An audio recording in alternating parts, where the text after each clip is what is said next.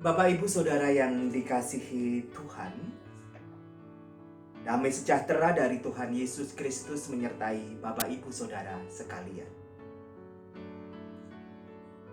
Bapak Ibu Saudara yang dikasihi Tuhan, renungan khotbah minggu pagi hari ini akan kita beri judul Yesus yang rendah hati.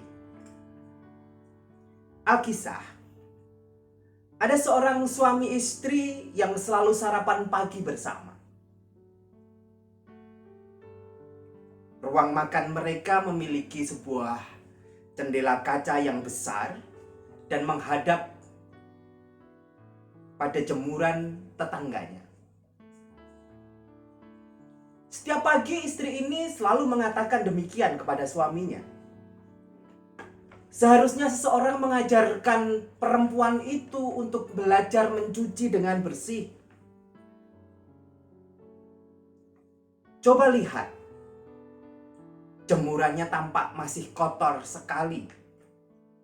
Demikian sang istri selalu mengatakan itu berulang-ulang setiap pagi ketika mereka sedang sarapan. Hingga pada suatu ketika di pagi hari, dia tersenyum dan berkata kepada suaminya,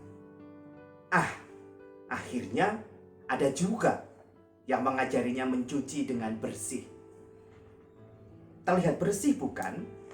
Begitu kata sang istri. Tapi kemudian suaminya menjawab, aku tadi bangun pagi-pagi, ku bersihkan jendela kita itu. Karena jendela kita itu ternyata sangat kotor sekali. Jadi, Bapak Ibu Saudara yang dikasihi Tuhan, sebenarnya yang kotor ternyata bukan cucian tetangganya, tetapi kaca jendela rumahnya lah yang kotor. Sehingga cucian tetangganya yang bersih tampak menjadi kotor. Hal ini membuat dia salah melihat, salah menilai, dan akhirnya menghakimi tetangganya. Bapak Ibu Saudara yang dikasihi Tuhan, kita sering membuat kesalahan di dalam relasi kita dengan sesama. Karena kita seringkali dalam relasi kita dengan sesama memproyeksikan nilai, pandangan, harapan, keinginan kita kepada orang lain. Kita menerapkan standar kita kepada orang lain. Alih-alih kita berusaha memahami, kita bisa melihat orang lain itu sebagai pribadi yang unik, yang berbeda. Kita malah sering menempatkan orang lain itu di bawah keinginan-keinginan kita. Sehingga dalam relasi kita sehari-hari dengan orang lain, kita sering mengalami kekecewaan. Bapak Ibu Saudara yang dikasihi Tuhan, dalam relasi kita dengan Tuhan juga seringkali kita berperilaku demikian. Banyak hal dalam diri kita ini tanpa kita sadari menghalangi kita untuk melihat siapa itu Tuhan. Kita kira dia itu Tuhan, ternyata bukan. Kita kira Tuhan itu diam, ternyata tidak.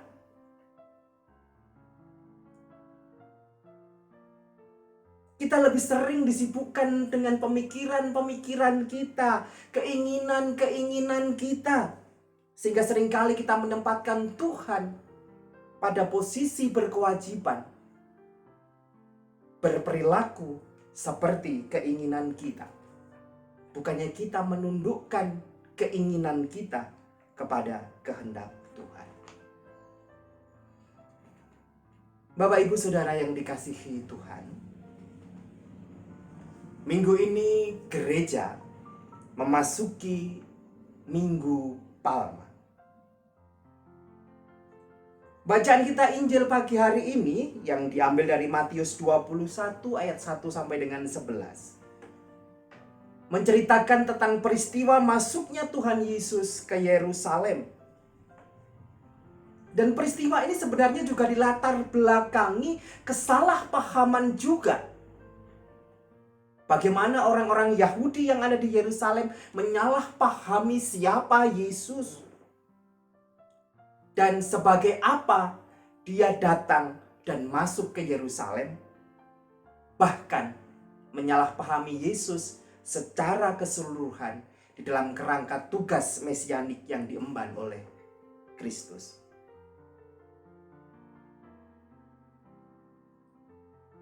Pengertian tentang pengharapan mesianis yang dipahami oleh orang-orang Yahudi sangat berbeda dengan pemahaman kesadaran diri yang dimiliki Yesus sebagai Sang Mesias.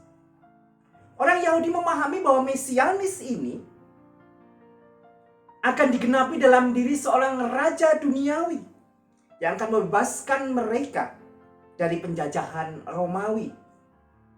Pemimpin perang layaknya Prabu Daud, Ratu Daud, Raja Daud.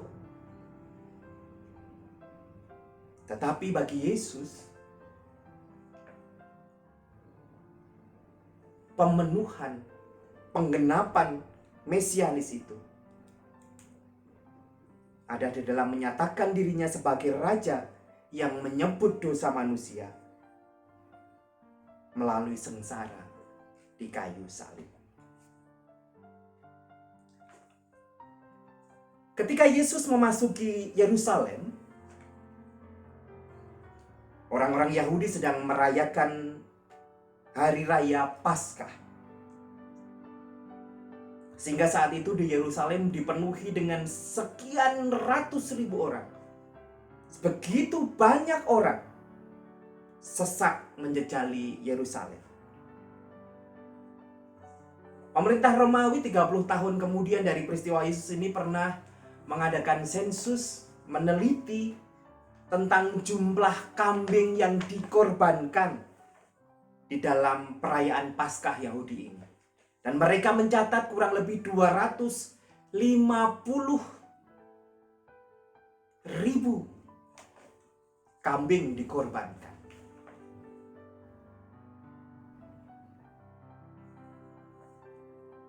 Jadi dalam aturan Paskah, satu kambing minimal dijadikan persembahan oleh 10 orang. Jadi dari hitungan itu bisa disimpulkan bahwa saat itu di Yerusalem ada kurang lebih 2,5 juta orang berkumpul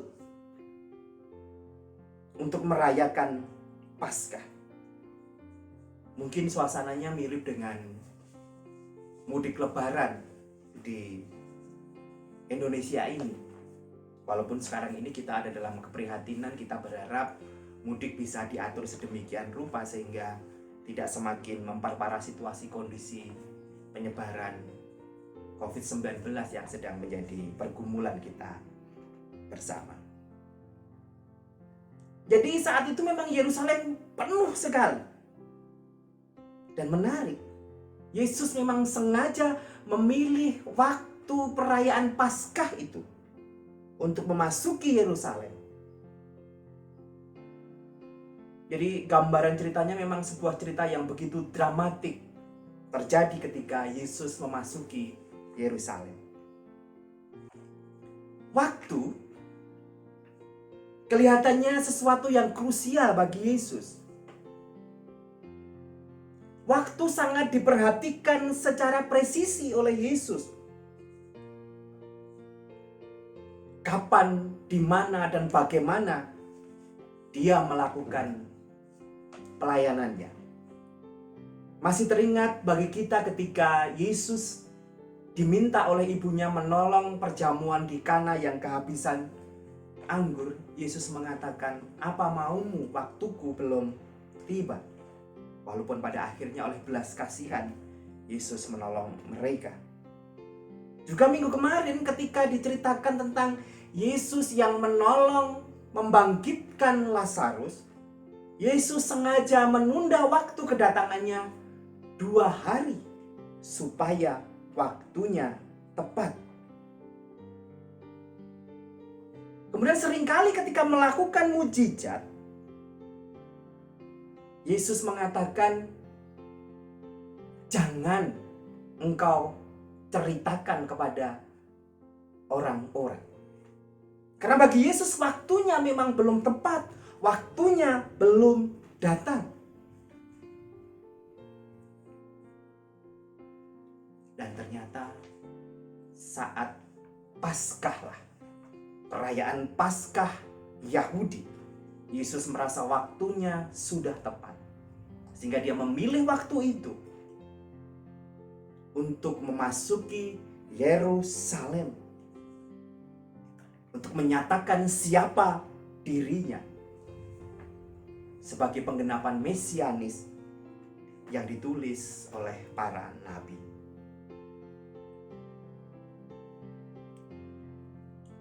Yesus mengutus para muridnya untuk meminjam keledai muda dan anaknya. Mengutus mereka ke Betania untuk mencari keledai ini. Dan memang mereka mendapatkan keledai itu ditambatkan. Dan dia di sana disuruh oleh Tuhan Yesus mengatakan bahwa Tuhan membutuhkan keledai ini. Para penafsir mengatakan bahwa ini membuktikan bahwa memang bagi Yesus waktu itu penting. Bahwa memang Yesus itu sudah merencanakan kapan dia melakukan itu. Kapan dia akan memasuki Yerusalem. Keledainya pun sudah disiapkan. Keledai itu haruslah keledai yang belum pernah dinaiki. Dan keledai itu yang didapatkan oleh para murid. Bapak Ibu Saudara yang dikasihi Tuhan, menarik untuk mengamati mengapa Yesus memilih keledai. Kenapa keledai yang dijadikan tunggangan Yesus ketika memasuki Yerusalem. Mengapa Yesus tidak memilih menaiki kuda, kereta kuda? Bukankah akan lebih dramatis, lebih semarak, dan akan mendukung proklamasinya sebagai seorang Mesias, seorang raja yang gilang gemilang? Pemilihan keledai ini oleh beberapa penafsir diartikan yang pertama, bahwa sebenarnya dalam tradisi Yahudi, keledai itu bukan binatang hina. Sudah lumrah digunakan sebagai alat pengangkut di dalam perdagangan mereka, baik perdagangan maupun orang.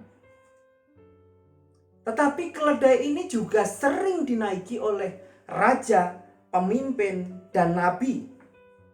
Tetapi dipakai dalam keadaan damai. Berbeda dengan kuda yang dinaiki ketika mereka bersiap untuk perang. Jadi dengan menaiki keledai ini Yesus ingin memproklamirkan dirinya sebagai raja. Raja yang datang di dalam kedamaian. Bukan raja yang akan memimpin orang-orang berperang. Tapi raja, sekali lagi, raja yang datang di dalam damai.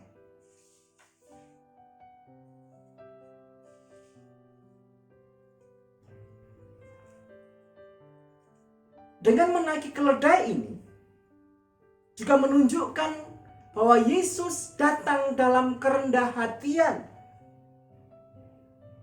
Dia naik keledai yang dipinjam pula, tidak memakai pelana, hanya dialasi dengan pakaian. Semakin menjelaskan, semakin menggambarkan tentang kerendah hatian Kristus. Dengan demikian terlihat jelas bahwa sekalipun Yesus di sini menyatakan diri sebagai Mesias, sebagai Raja, tetapi sekaligus dia juga menunjukkan sebagai pribadi yang rendah hati, yang kerajaannya bukan kerajaan duniawi.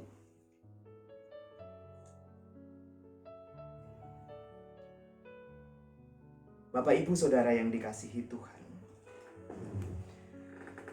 Yesus masuk ke Yerusalem disambut dengan begitu luar biasa. Orang mengalasi jalan yang dilalui Yesus itu dengan pakaian mereka.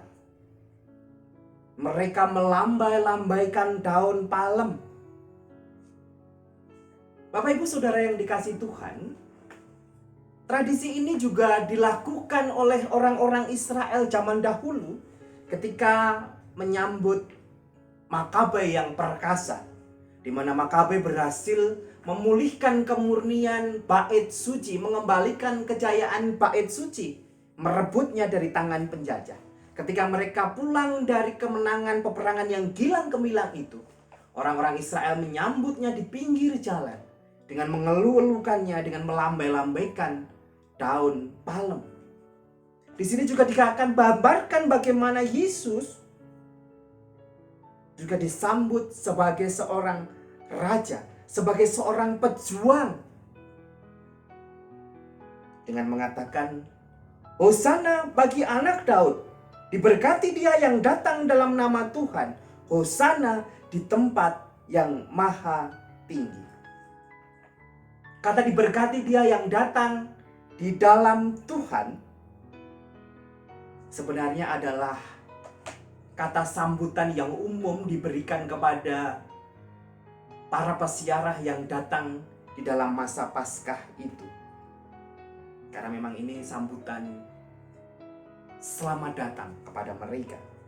Tapi kata ini kemudian disambut dengan kata sahutan Hosana. Hosana ini diartikan selamatkan aku, save me.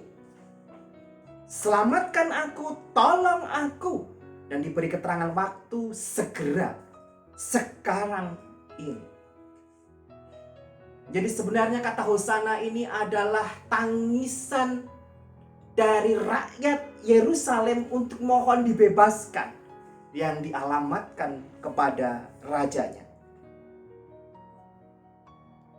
Memang pada akhirnya kata Hosana ini sering mengalami penurunan makna.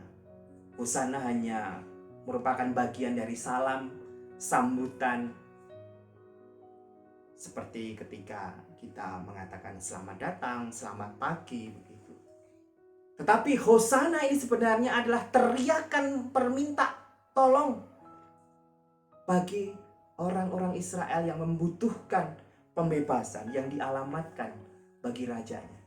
Di sini juga terlihat sekali lagi bahwa sebenarnya orang-orang Israel, orang-orang Yahudi pada waktu itu menyalahpahami tentang maksud kedatangan Kristus.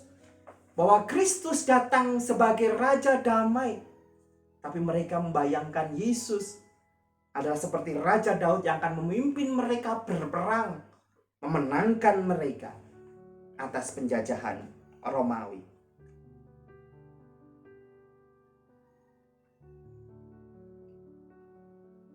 Bagi Yesus,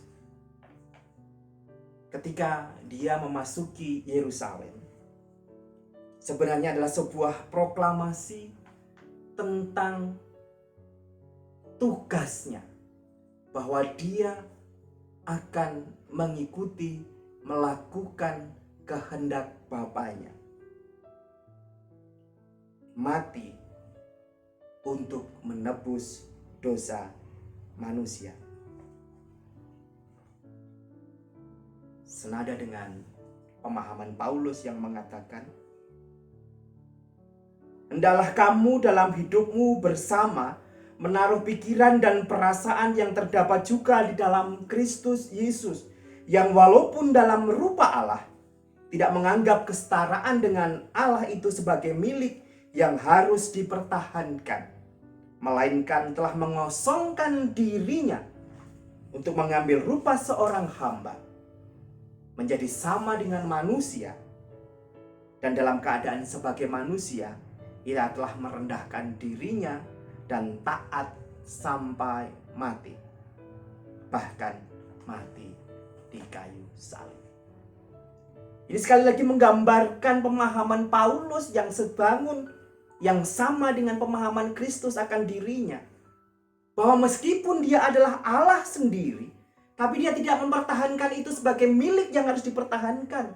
Tapi dia mengosongkan diri. Mengosongkan diri, bahkan menjadi manusia menderita di kayu salib. Dan itulah pemahaman mesianis yang dibawa oleh Yesus. Berbeda dengan pemahaman mesianis Yahudi pada orang-orang Yahudi saat itu. Sehingga orang Yahudi gagal melihat karena mereka menempatkan harapan-harapan mesianis mereka sendiri di dalam diri Yesus. Sebagian mereka merasa kecewa karena ternyata Yesus bukan seperti raja yang mereka harapkan, seperti halnya Daud. Tapi sebagian juga menganggap Yesus sebagai ancaman bagi kekuasaan mereka. Sehingga mereka merancang membinasakan Yesus di dalam strategi mereka yang jahat.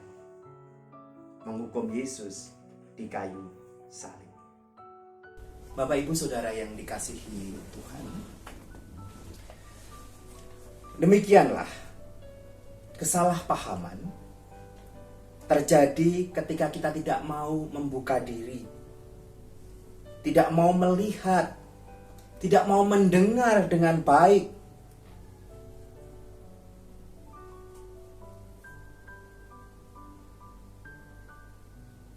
Bagaimana supaya kita bisa melihat dengan benar, mendengar dengan benar?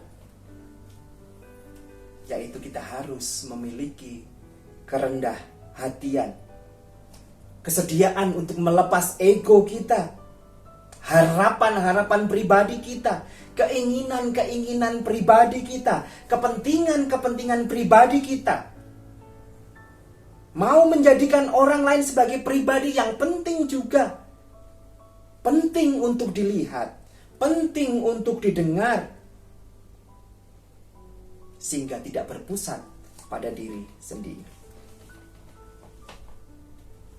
Seperti Yesus yang mengasihi kita dengan merendahkan dirinya sedemikian rupa. Mendengarkan kehendak Bapanya, bukan keinginan Yesus. Tapi memang dia datang untuk menggenapi keinginan Bapanya. Menjadi penebus dosa manusia. Bagaimana kita bisa melakukan itu? Bacaan kita dalam Yesaya menyatakan satu hal yang sangat penting, yaitu supaya kita dikaruniai lidah sebagai murid.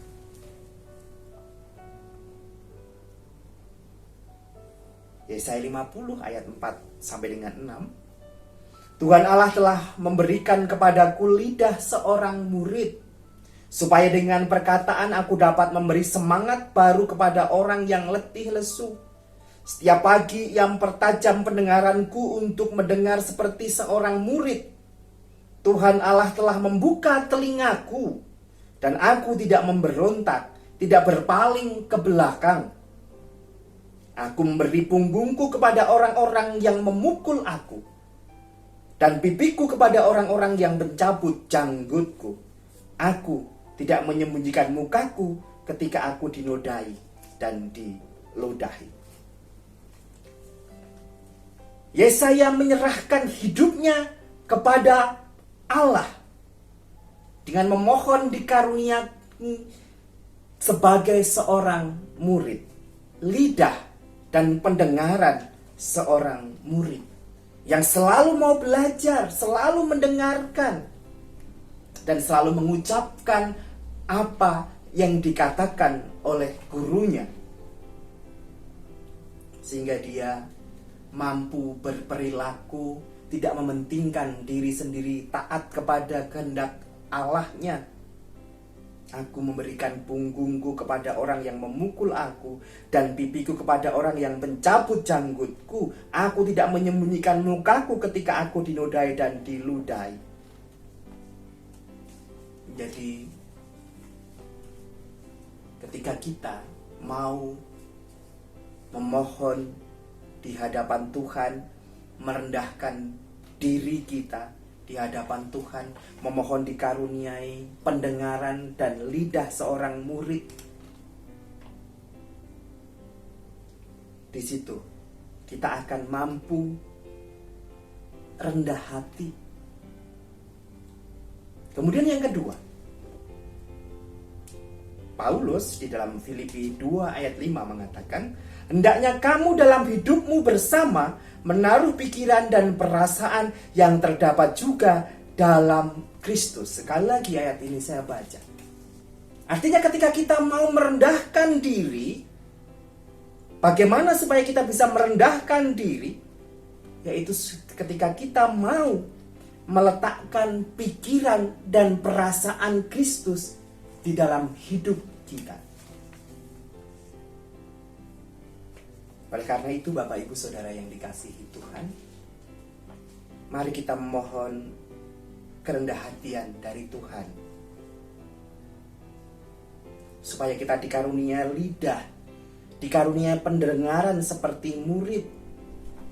Senantiasa kita menaruh pikiran dan perasaan Kristus di dalam kehidupan kita sehari-hari, sehingga dalam kehidupan sehari-hari kita akan mampu mendengarkan orang lain dengan kerendahan hati kita. Kita akan mampu melihat orang lain sebagai pribadi yang penting. Dengan demikian kita bisa melihat dengan benar. Kita bisa mendengar dengan benar. Demikian juga relasi kita dengan Tuhan. Ketika kita mau merendahkan hati kita, ketika kita mau mendengarkan dengan sungguh-sungguh, maka kita akan mengerti apa kehendak Tuhan di dalam kehidupan kita sehari-hari. Sehingga dalam kehidupan sehari-hari bukan lagi kita yang berkeinginan, tapi Tuhanlah yang berkehendak dalam hidup kita. Kadang memang kehendak Tuhan di dalam hidup kita itu tidak mudah untuk kita pahami. Karena seringkali kehendak Tuhan itu bertentangan dengan keinginan-keinginan, harapan-harapan kita. Tetapi mari kita melihat, kita menyadari dengan kesungguhan hati, seperti Yesus yang juga menyadari dirinya untuk menggenapi tugas dan kehendak Bapaknya.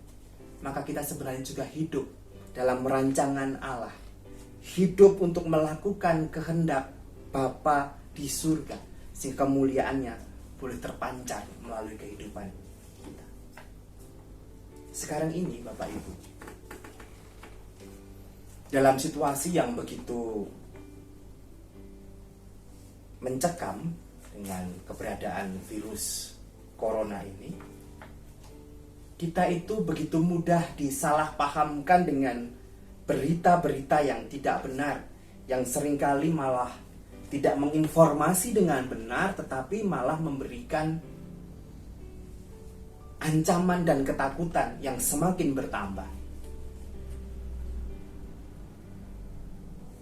Dengan arus informasi yang begitu luar biasa, seringkali kita tergoda untuk justru membagikan hal-hal yang menimbulkan salah paham karena tidak berdasarkan fakta yang benar, sehingga malah menyesatkan. Sehingga kejernihan orang melihat sebuah persoalan itu menjadi hilang, menjadi tidak ada. Malah menimbulkan ketakutan dan sebagainya. Oleh karena itu Bapak Ibu Saudara yang dikasihi Tuhan, mari dalam hidup kita sekarang ini kita bijaksana. Kita memohon kehendak Tuhan hadir dalam hidup kita. Kita memohon dikaruniakan lidah dan pendengaran seorang murid. Kita dimohon mau dimampukan untuk memiliki pikiran dan perasaan Kristus. Sehingga dalam situasi ini, relasi kita, dalam berelasi dengan orang lain, kita mampu membawa damai sukacita. Karena kita melihat dengan jernih, tidak dengan ketakutan. Bapak Ibu Saudara yang dikasihi Tuhan, kiranya Tuhan menolong memberkati kita di dalam situasi kondisi sekarang ini. Kita senantiasa meneladani Tuhan yang rendah hati. Tuhan menolong, memberkati kita sekalian. Amin.